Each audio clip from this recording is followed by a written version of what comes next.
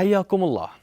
كل شي بهاي الحياة هو درس وعبرة، واللي ما يستفاد من تجارب غيره أكيد الحياة راح تعطيه دروس، لكن ليس بالمجان. يجوز الدرس راح يكلفه ماديا أو يمكن حتى معنويا.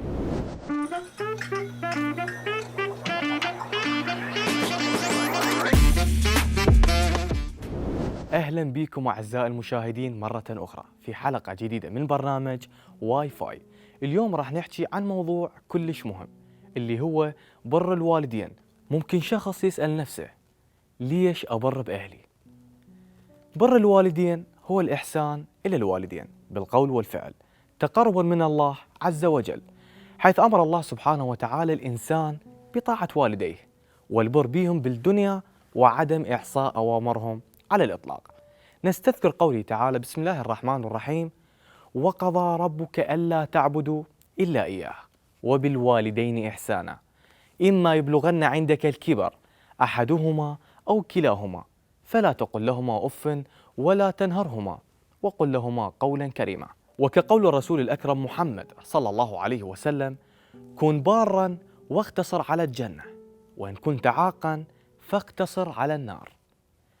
كذلك أن بر الوالدين هو غريزة جعل الله سبحانه وتعالى عند كل الكائنات، مو فقط البشر، فكل مخلوق على وجه الأرض غريزته أنه يحب أمه أو يحب أبوه، سواء الإنسان أو أجلكم الله الحيوان. ومثل ما نعرف أنه لكل قاعدة أكيد لازم إلها شواذ، مثلا أنه أكو إنسان يعيق أهله، والعقوق أكيد يجي من أسباب، وتتعدد هاي الأسباب، ومنها تتمثل الله يبعدنا ويبعدكم هو أكل مال الحرام، أو شخص أخذ العزة بالإثم، أو الابتعاد عن الله عز وجل. هنا البشر من راح يبتعد عن الله تلقائيا راح يتحول إلى شخص عاق بأهله. ومن هاي الأسباب أيضا شخص يدخل بحياتهم يخربهم، ممكن أن تكون الزوجة أو الأخت أو أي شخص مؤثر، وهواي نشوف أنه فلان من الزوج اختلف تعامله ويا أهله أو قطع سبيل المعروف بيهم. استهوتني قصة جدا معبرة تدور أحداثها بين الأب وبين الابن، فقلت خلي أرويها لكم. بيوم من الأيام قرر الابن أنه ياخذ أبوه ويطلع يتغدى بمطعم على مود يتخلص من روتين البيت. كان الأب مصاب بمرض الرعاش، يعني ما يقدر يسيطر على أطرافه. المهم أخذ للمطعم وقعدوا على مود يتغدون، وأثناء الأكل فقد الأب السيطرة وصار الأكل يوقع على ملابسه وعلى القاه.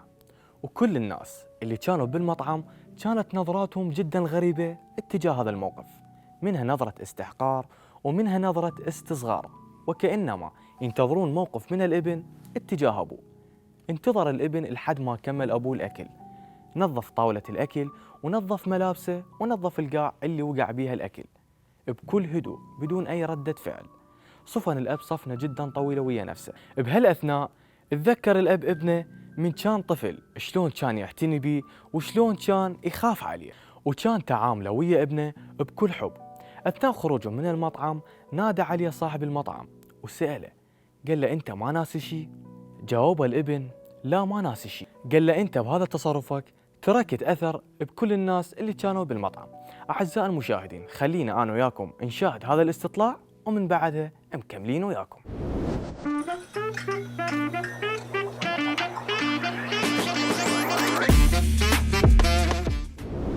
اهلا بكم اعزائي المشاهدين في استطلاع هاي الحلقه. اليوم موضوعنا راح يتكلم عن موضوع كلش مهم اللي هو بر الوالدين. خلينا نشوف استطلاع راي الجماهير، خليكم ويانا.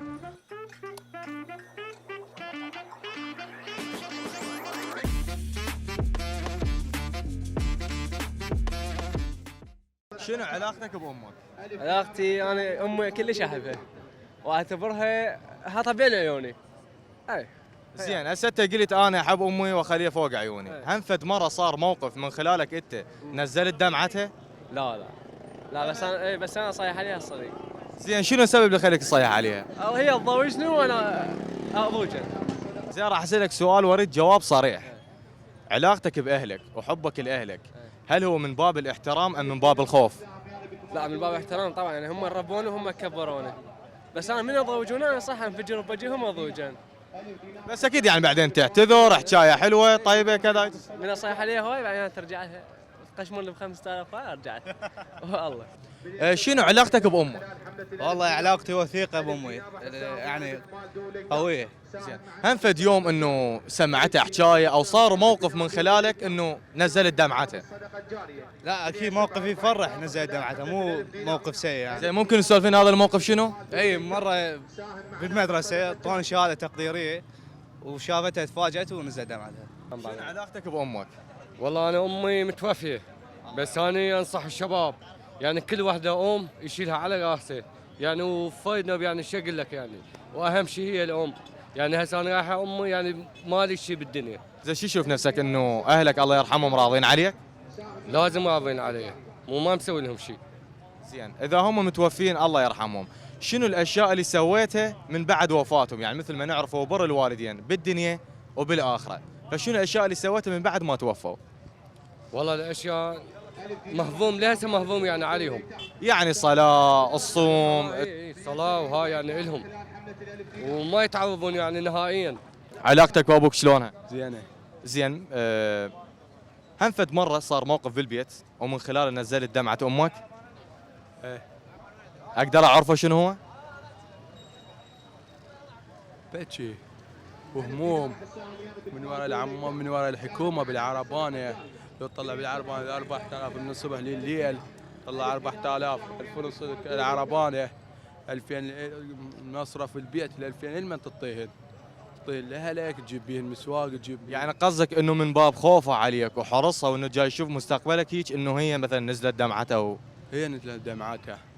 شنو علاقتك بامك؟ علاقة ابن بأمه يعني علاقتي بأمه كلش قوية. زين علاقتك بابوك شنو؟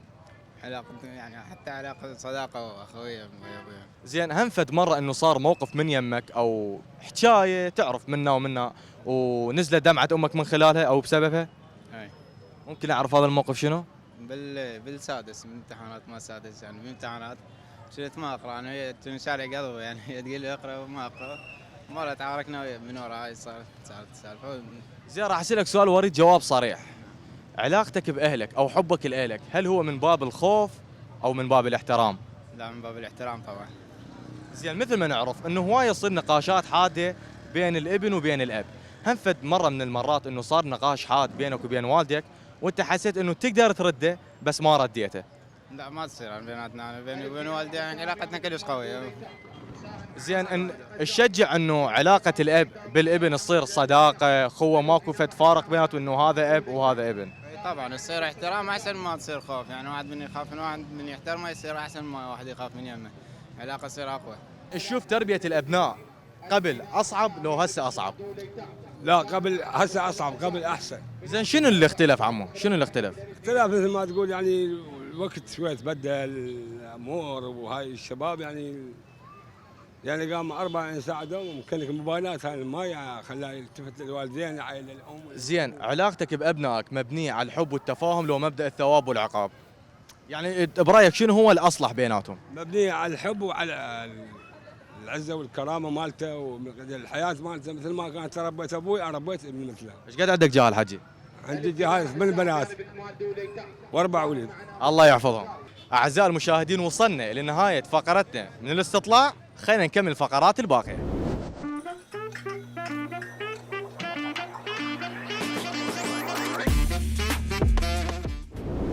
أعزائي المشاهدين مثل ما شفنا الاستطلاع وعرفنا شلون كان الجمهور بار بأهله، اللي هنا تنتهي حلقتنا لهذا الأسبوع. أتمنى أنه استفاديتوا من هاي الحلقة. نختم حلقتنا بمشهد تمثيلي، نشوفكم الأسبوع المقبل في أمان الله.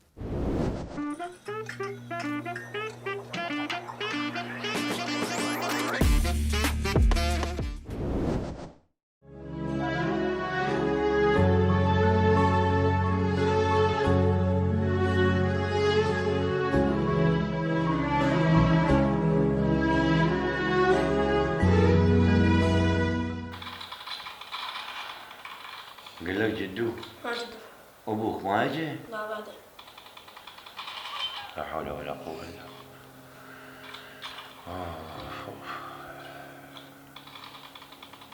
بالله. اقول لك جدو ما جد. ما خبر؟ لا ما اعطاكم خبر؟ وين صار؟ والله ما ادري. اوه والله حيل، اللي ما يخلص بلوى، واللي يخلص هم بلوى، يظل قلبه على ولده. تمرض وياه، والسافر يسافر قلبه وياه، ويظل دايخ بزمانه وحاير. ولو يا ابوي ما عز من الولد الا ولد الولد. فوق. الله كريم، ان شاء الله يرجع بالسلامه. ان شاء الله يا ابوي، ان شاء الله. هلا بابا شلونك؟ هلا بابا، شلونك حبيبي؟ الحمد لله. اخذت لك. شلونك؟ الحمد لله. ليش بابا تلعب؟ روح في دروسك. بس شوي. ماكو شويه، يلا يلا يلا اطلع. الله يساعدك ابوي. هلا حجي.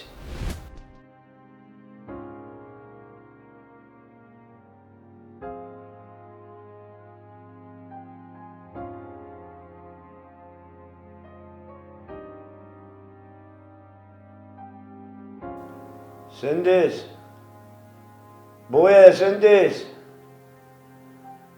سندس بويا. جدو ما جد. امك وين؟ ما ادري جزء بالمطبخ. وليدي الله يخليك، ما تقوم تسوي لها لقمه؟ قل لها ما جدو كتل الجوع من البارحه. اي صار. خلي تسوي لنا لقمه في دور وحدك، لا ريوق ولا عشاء البارحه، واليوم هسه الغدا ماكو. يلا وليدي سبعي.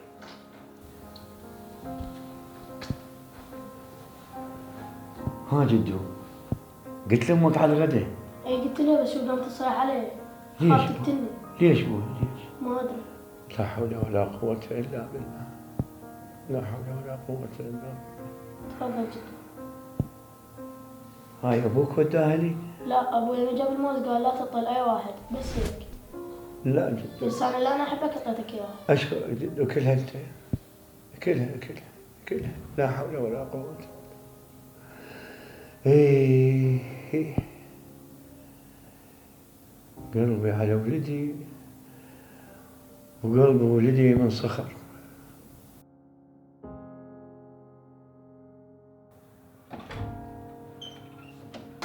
هلا هلا ابويا، هلا هلا ومية هلا يا ابويا. هلا بالحجي. هلا بيك. حجي محتاجك تروح وياي بشغله. ها ابويا قول، محتاج فلوس؟ محتاج شيء احد بيطالب وياك؟ قول يا ابوي. لا حجي ماكو اي شيء من هذا. اكو واحد بيتلاقى وياك وليدي؟ حجي قلت لك كل شيء ماكو. وليدي قلبي يمك هلا. محتاجك بشغله تروح وياي. ابويا اعطيني مجال بس خل ابدل. يلا بسرعه حجي. صار وليدي صار، يلا صار. تدلع تدلع.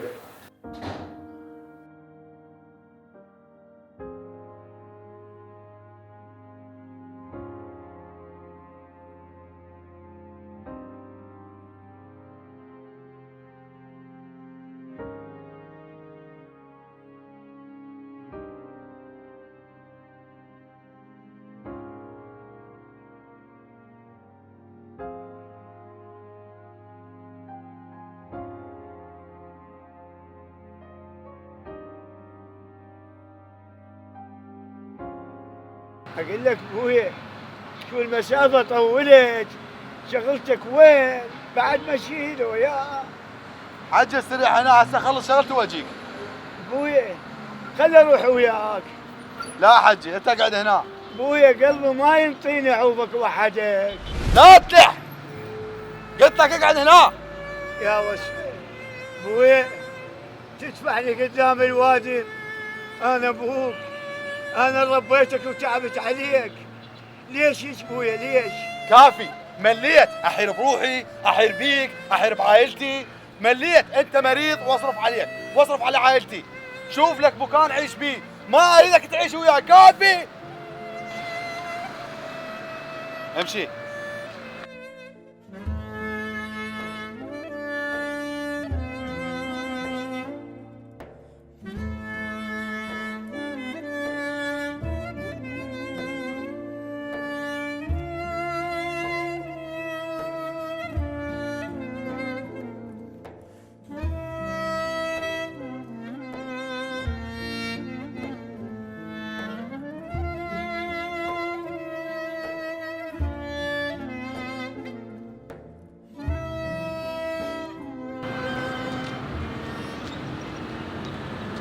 بابا شو جد وقفنا هنا ورحنا.